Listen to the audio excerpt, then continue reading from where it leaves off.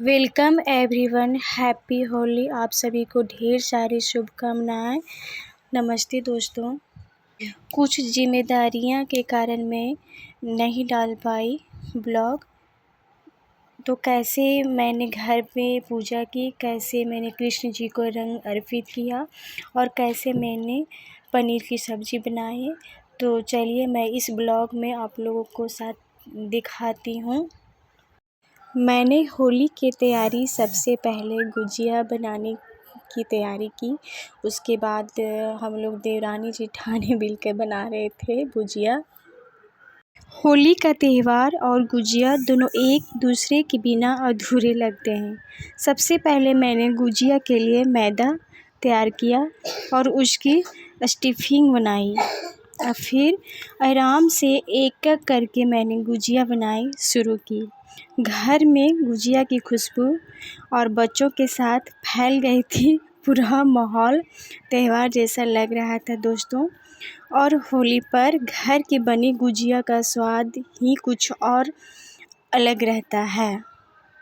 जब सारी गुजिया तैयार हो गई तब मैंने कढ़ाई में तेल गरम किया और तेल गरम होने के बाद मैंने एक एक करके गुजिया तेल में डाली। और दोस्तों धीरे धीरे गुजिया सुनहरी और करारी होने लगी और रसोई में उनकी बहुत अच्छी खुशबू फैल गई थी। जब गुजिया अच्छी तरह गोल्डन ब्राउन हो गई तब मैंने उन्हें बाहर निकाल लिया।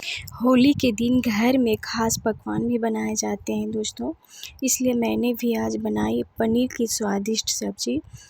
होली के दिन घर का बना हुआ खाना और परिवार के साथ बैठकर खाना इस त्यौहार की खुशी को और बढ़ाई देता है। सारी सामग्री मैंने तैयार करके रखी थी और होली का दिन था तो मैंने सोचा जल्दी जल्दी पनीर की सब्ज़ी बना लूँ। मैं यहाँ फिर पहले कढ़ाई चढ़ाई, उसके बाद तेल गरम करने के बाद और फिर इधर मेरा मसाला तैयार करके रखी थी। और यहाँ देखिए, यहाँ गरम मसाला हम लोग खड़ा ही डालते हैं। गरम मसाला स्वादिष्ट बनता है और फिर बहुत ज़्यादा सिंपल तरीका है जल्दी जल्दी में बनाने पनीर की सब्ज़ी।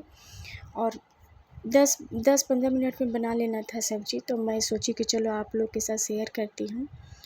तो मेरे यहाँ तेल गरम हो चुका है। जब मैं पनीर की सब्ज़ी बना रही थी तो मेरे मन में कुछ सवाल आ रहे थे। काश मैं अपने मायके में रहती और अपने मम्मी पापा के साथ होली मनाती, और मेरी आंखें भर आई पनीर का सब्ज़ी बनाते बनाते। ये सब ख्याल तो हमेशा आते रहते हैं दोस्तों। तो यहाँ मेरा पनीर की सब्ज़ी तैयार हो चुकी है।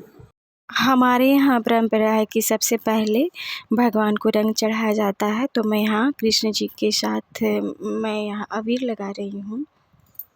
होली पर सब अपने घर लौट आते हैं सिवाय बेटियों के दोस्तों।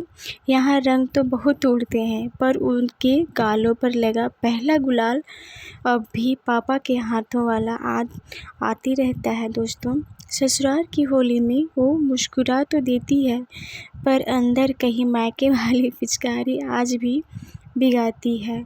और सच कहते हैं अब यही तुम्हारा घर है, पर सच तो ये है होली पर उसे अब भी अपने नाम की आवाज़ माँ के आंगन से ही सुनाई देती है दोस्तों। रंग बदल जाते हैं हर साल पर उसका दिल रहता है वहीं जहाँ पहली बार लगा था गुलाल। थैंक यू दोस्तों।